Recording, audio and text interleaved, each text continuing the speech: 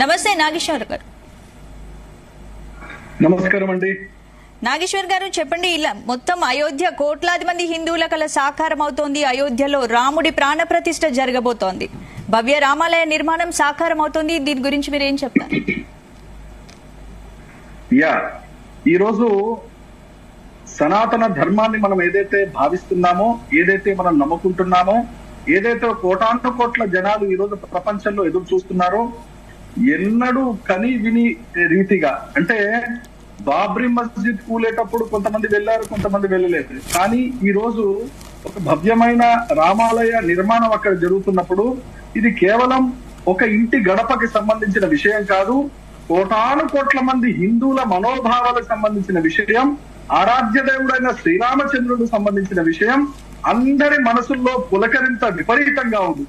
అరటిపండు అమ్ముకునేవాడి దగ్గర నుంచి ఎయిర్ బస్ అమ్ముకునేవాడి వరకు కూడా ఈ రోజు సనాతన ధర్మంలో ఎవరైతే ఉన్నారో అందరూ కూడా చాలా సంతోషంగా వారింట్లో సంక్రాంతి, వారింట్లో దీపావళి, వారింట్లో దసరా ఒకటే రోజు వస్తే ఎంతైతే ముచ్చట పడతారో, ఎంతైతే చుట్టాలతోని వాళ్ళతోని మమైకమై మాట్లాడుకుంటారో, పండగ చేసుకుంటారో, అలాంటి వాతావరణం ఈ రోజు ప్రతి హిందూ, ప్రతి సనాతన ధర్మ మనసులో, అది ఇండియా గాని ఏదైనా ఇతరత్ర దేశాల గాని అందరూ కూడా ఈ రోజు ఒక ఉత్తేజపూరితమైన ఒక ఆరాటిక్, అంటే ఒక భవ్యమైన ఆలోచన, జై శ్రీరాముని మనసులోంచి రావాలి, ఆ రాముల వారి మందిరం మనం కూడా వెళ్ళాలి, ఒక్కసారి జీవితంలో మనం అక్కడ ఉండాలి, అసలు ఇప్పుడు నేను అక్కడ ఎందుకు ఉండలేదు, నేనుంటే ఎంత బాగుండేది, రామువారి దర్శనం అయితే ఎంత బాగుండేది అని కొంతమంది మాట్లాడుతున్నారు, కొంతమంది మాట్లాడట్లేదు. అంతేగాని ప్రతి వాడి మనసులో రామమయం, ఆ హనుమంతుల వారి అనుగ్రహం, రాముల వారి అనుగ్రహం, సంతోషంగా అందరూ ఉన్నారు. ఇది చాలా భవ్యమైన సమయం, అందరూ హర్షించదగ్గ విషయం. నాగేశ్వర్ గారు, రాముడి పుట్టిన చోటే మళ్ళీ ఆలయ నిర్మాణం జరగడం, అది కూడా ఇన్ని దశాబ్దాల తర్వాత కల సాకారం కాబోతోంది కాబట్టి దీన్ని ఎలా చూడాలి? ఇక్కడ నేను పొద్దున క్యాబ్ లో వస్తుంటే డ్రైవర్ అడిగాడు, ఏమని అడిగాడంటే, రామాలయానికి ఎందుకు ఇంత హైప్ చేస్తున్నారు డాక్టర్ గారు అని అడిగాడు.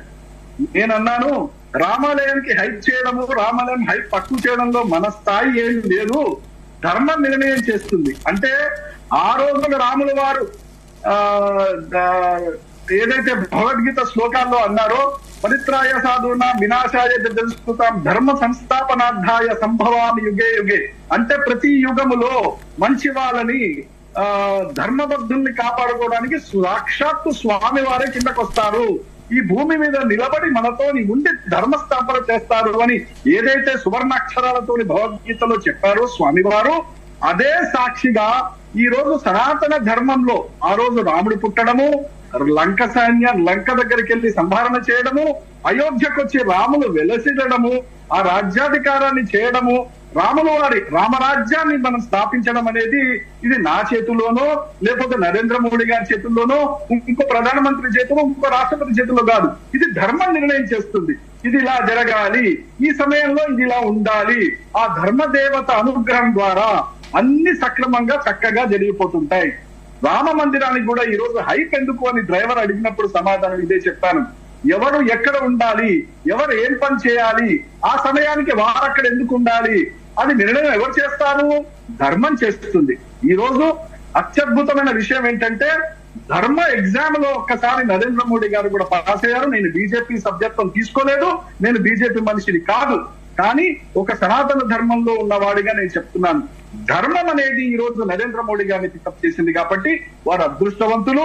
చక్కటి దేవాలయాన్ని, నా ఇంట్లో పండగ అయితే నేను గడపకి పసుపు రాసుకొని, పూలు అల్లుకొని, మామిడాకులు కట్టుకుంటా.